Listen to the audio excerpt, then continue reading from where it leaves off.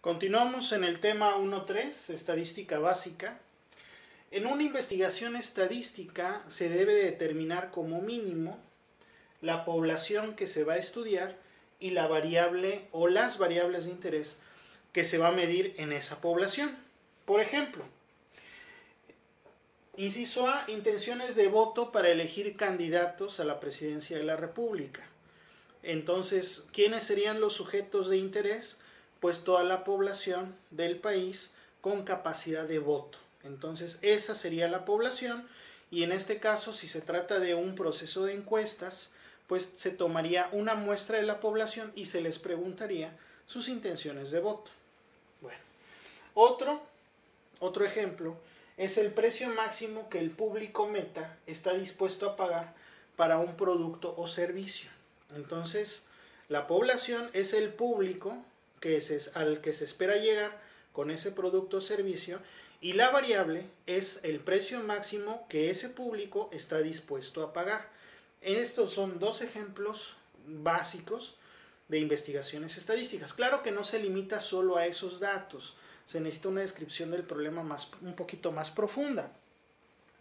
Tanto en las matemáticas aplicadas como en el planteamiento de estudios estadísticos se definen los siguientes parámetros de un problema, así como su naturaleza. Podemos dividir los parámetros en constantes y en variables.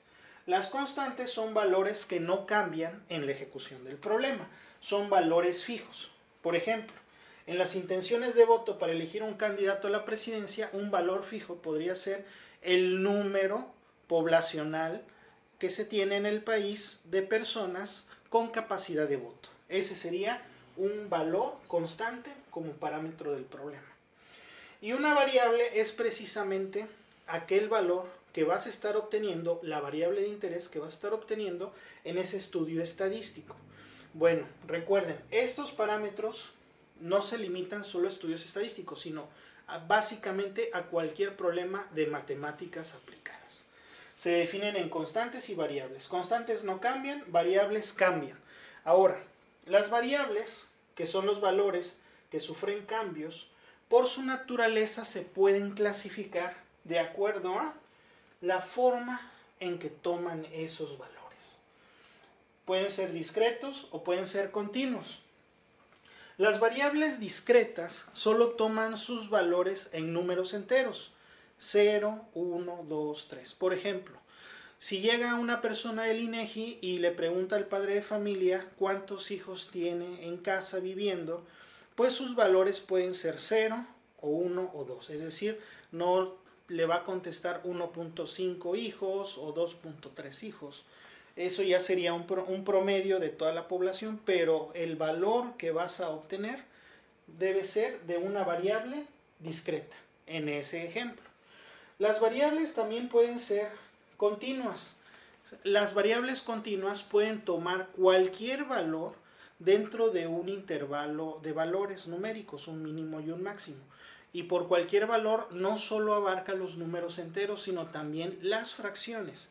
No hay interrupciones entre sus valores mínimos y máximos permitidos dentro del contexto del problema. Esas son las variables continuas. No solo los valores que pueden tomar las variables, sino también la forma en cómo toman esos valores. La forma puede ser determinada por una ley de forma exacta, es decir, de una ley determinística. Los valores pueden ser determinísticos cuando se determinan de forma exacta en su valor, con una ley o alguna ecuación. Por ejemplo, en un planteamiento de un contexto del problema, si te dicen, ¿sabes qué? Necesito determinar cuál es el ingreso por ventas de los chicles y vendí 10 chicles a $1, bueno, pues el ingreso por las ventas de los chicles serían 10 por $1, 10 pesos. Es decir, una ley o una fórmula que te dé el valor exacto de esa variable, que es en este caso el ingreso por venta.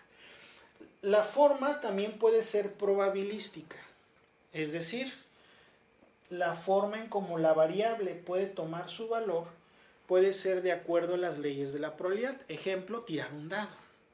Al tirar un dado puede salirte cualquier número y es un elemento probabilístico.